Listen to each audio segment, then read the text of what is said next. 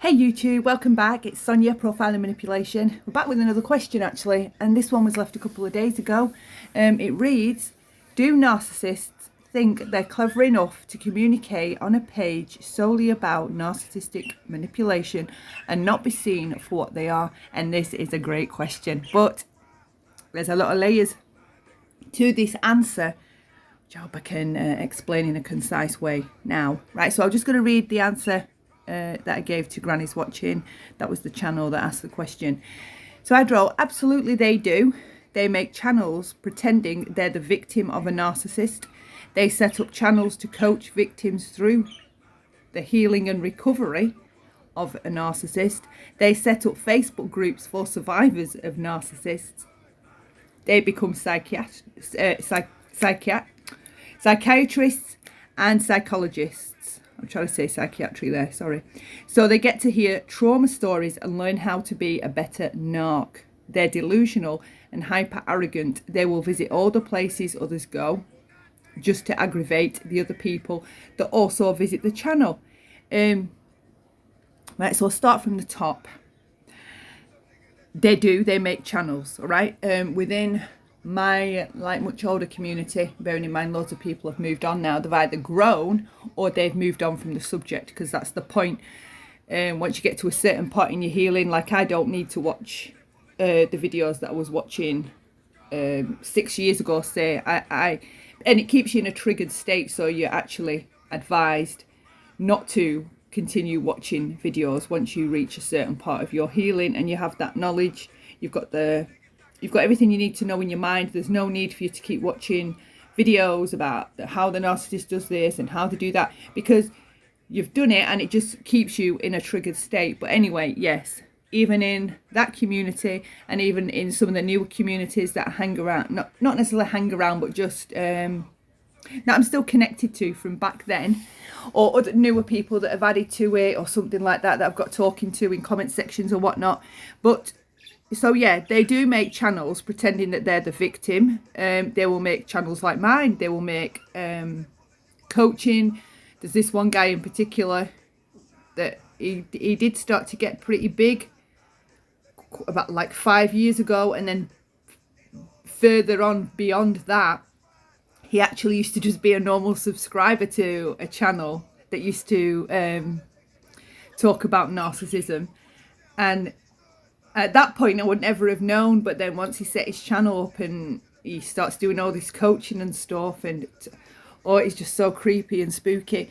Yeah, they set up Facebook groups for survivors. Now, there are several reasons for why this does occur. Some of them aren't actually self-aware. They are what they are. And a lot of narcissists do believe, especially the covert types, do believe that they're actually empaths, right? So they believe they're empaths. They read this stuff or whatever, and you have to think of it from their perspective. Again, it's more of the narcissism coming out. They think that to be an empath is like an elevated status above normal human beings. It isn't in any way any kind of elevation. It's just a difference, and of which different schools of thought argue even exist, because one school of thought denies that there is such a thing as an empath, where there is a higher level of empathy than just your typical normie type people. But anyway, so say like I'm going to use H.G. Tudor's way of explaining, because I just find this the simplest form. His analogy is easier to use to explain this, right? So you get narcissists come in different tiers. So you would get like your lower level type narcissists, and to picture them, you would think of somebody like the characters that would go on a Jeremy Kyle show. They're all screaming and shouting, F you, F them, F everybody. I don't know who my baby's father is. I don't know who this is. And they're in these toxic relationships on these TV shows, and they've just absolutely no self-awareness of how horrendous this dysfunction is coming across. So they're what I would perceive to be like, not them specifically, but general, and for the use of answering this question, they would be more like your lower level type narcissistic people that HG speaks about. And then after the lower level, you get the lower to upper level of the lower level, which would be people that could function a bit better within society. You can't necessarily tell excuse me, that they're carrying around all this dysfunction. And then above that you would get like the mid-rangers, which are your kind of most of the types of narcissists that we're going to meet typically. Okay, so not like your bad boy Jeremy Kyle type, or your bad girl type, fuck you, fuck that, fuck everything you're about type. So the mid-rangers, you know, they're more functional, they're able to hold down jobs, they're able to function within society, they're able to behave as, mostly for the most part, they're able to fit in and behave as normal, you know, in quotes, human beings behave. Now above the mid-rangers you've got the mid to upper. So they would be people that were slightly higher IQ, possibly college educated types that hold down slightly more complex positions within society. And then beyond that there are the elites, which H.G. Tudor considers himself as, and they would be your high IQ narcissists. And from what I understand and what I've learned to be true, the higher the IQ of the narcissist, the more self-awareness they have. The more self-awareness they have equals the more dangerous that they are. So where we're talking in this question where I've wrote they become psychiatrists and psychologists, they're often more on the sociopathic side with their sadism. Okay, they seem to have, in my opinion, more of a inkling towards causing psychological sadism, or hearing really deviant stories of abuse. They enjoy that kind of thing, and they're the ones, the elites, which why would he not put himself in the best category of narcissists? I mean, come on, just because he's calling himself an elite, not for 1 second do I believe he is. But anyway, these higher IQ terminators, narcopaths, are the worst of the bunch. The higher the IQ, in my opinion, the more dangerous they are, because of that self-awareness as well, because they're aware of what they are. It's easier for them to hide it, it's easier for them to blend in, it's easier for them to pick up other things, because they're more intelligent. And if they're more intelligent than your average person, right, say me for example, of course they're more dangerous, because you're going to, unless you're educated in narcissism, you're going to have no clue what's going on. And there was a point where I gently confronted HG when he was, this is going back a few years now, when he was developing, he was midway, I'd say, into his online persona, because back when I knew, when he started his channel, it was tiny when I first came across him. He was new. What he was doing then was new, like a narcissist telling you about narcissism kind of thing. And I used to follow him on Instagram, and I just thought it was great. I knew he was obviously a narcissist, but I was still new to a lot of the understanding of narcissism and the depths and the depravity and the whole, just understanding the thing as a whole and how sickly dangerous it really is. So I used to follow him on Instagram, and I got talking to him, and I asked him a question about something that he was doing on Instagram, because I thought he was covertly using his following to applaud him and praise him, but they're unaware while they're doing that he's actually in the middle of abusing and love bombing different partners, or the same partner, whichever one it was that was in these photographs that he would share, because he'd never share the face and whatnot.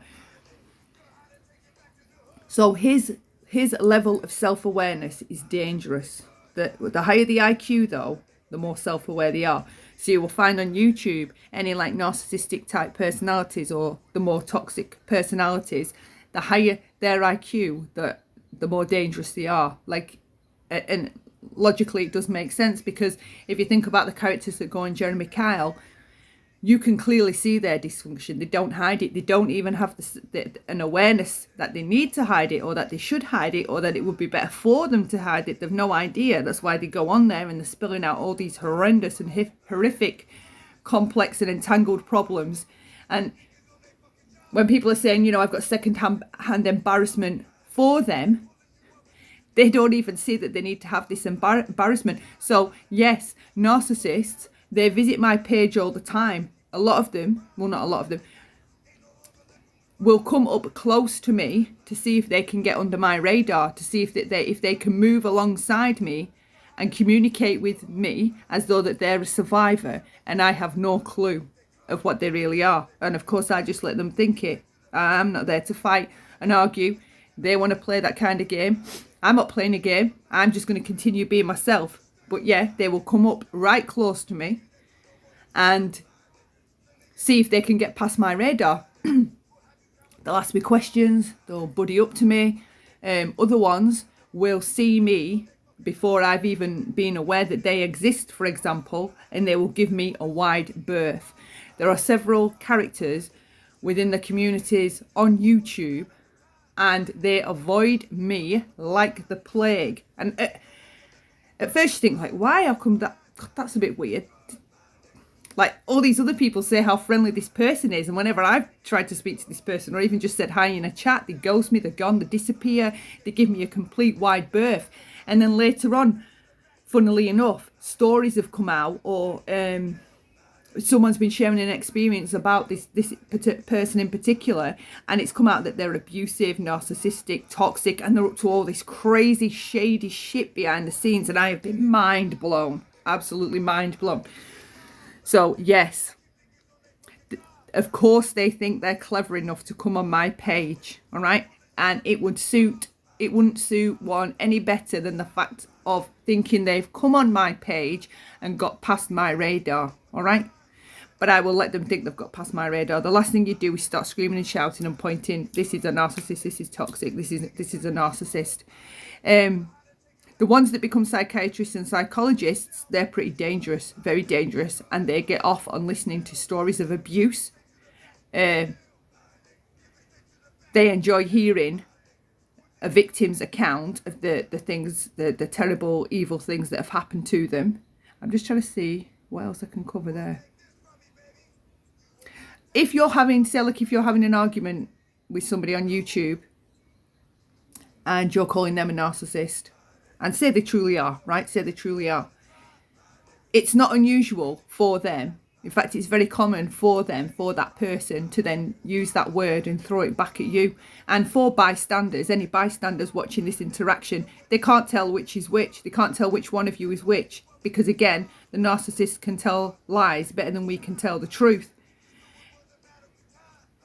They will come over. If you've got an issue with someone that you do believe is narcissistic, of course they're going to follow you and try to annoy you around YouTube. Of course they are. But then we would have to go right back to the video on how to ignore, manage or counter manipulate a narcissistic person. If they know you enjoy going somewhere specifically, of course they will haunt that place. All right? And the best thing you can do is not jump up and down and shout that's the toxic person. The end goal of all of this, right? Because when I was doing all my learning and research and coming to terms with the fact of what was going on within my family, I used to do that when I kind of first found the DC community. I was like, oh my God, that person's so narcissistic. That person's narcissistic. Oh my God, and that person's narcissistic. Oh my God, and that person's a narcissist. I swear that person's a narcissist, right? And the only person that ever looked crazy was me. Especially if they were covertly type manipulators. Because obviously it's covert and nobody can see it. Except you, right? So you do look like the crazy one. Jumping and shouting and pointing, hey, over here, over here. And that person just seems like they're minding their own business. They've got a nice quiet chat going. There's no issues. They're playing music or whatever. So you do look like the delusional crazy one. And I learned, and there'll be people you'll be able to ask that will be able to remember doing it. I had to learn to stop being so triggered being around toxic people or narcissistic people, which I don't know your backstory or any of your background.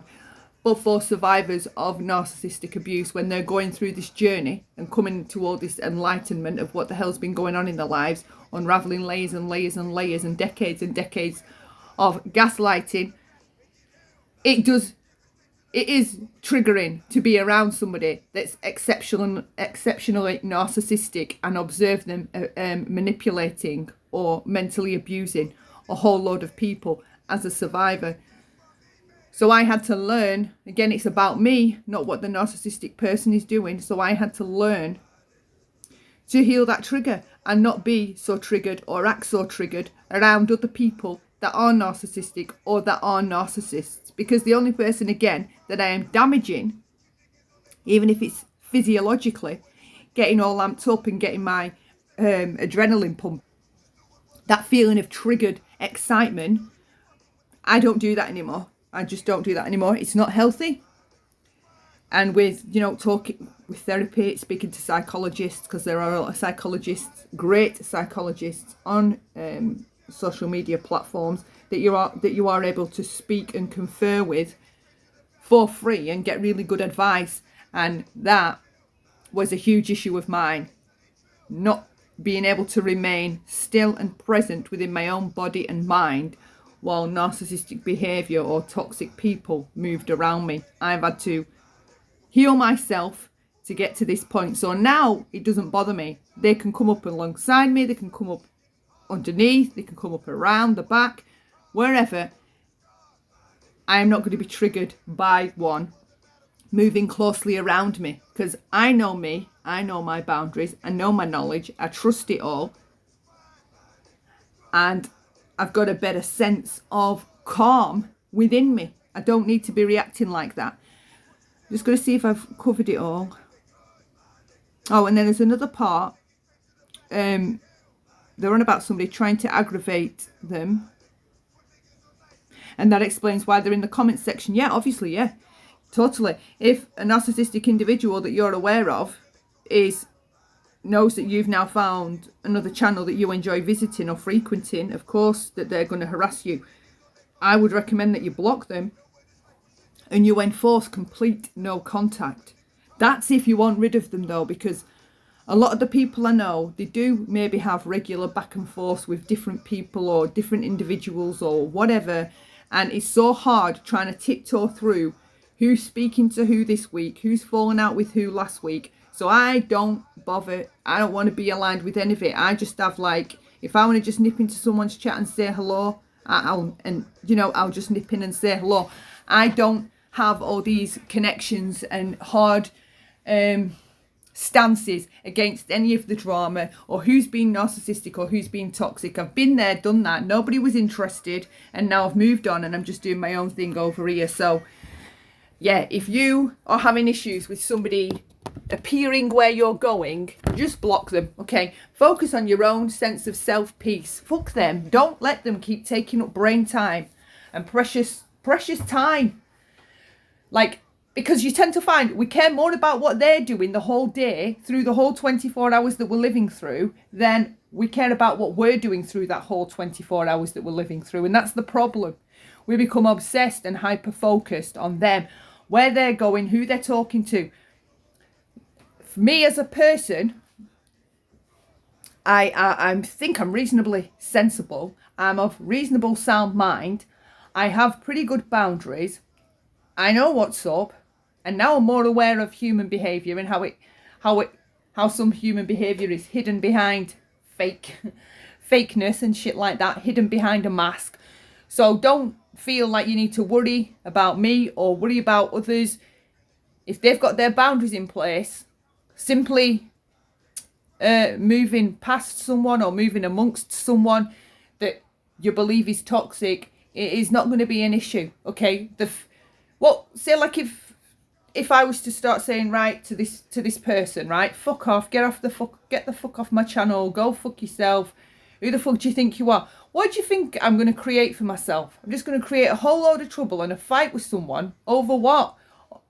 And no offence, because I don't know some of the people that have been coming over and telling me who this person is or who that person is. So, and it's like you're triangulating me. This is what tends to become the situation. You're triangulating somebody else into your drama or your issues or your fight, and then that's not fair to me, and that's a total breach to your boundaries, because I would not be trying to drag any of my subscribers into my drama kind of thing. Do you see what I'm saying? And I mean that totally respectfully and more in a general sense than anything personal that's going on. I hope that answers the question. I hope it helps. And if there is any more questions to me answering this question, just leave them down below. Thank you so much if you've watched it. Love lots. And until next time, bye for now.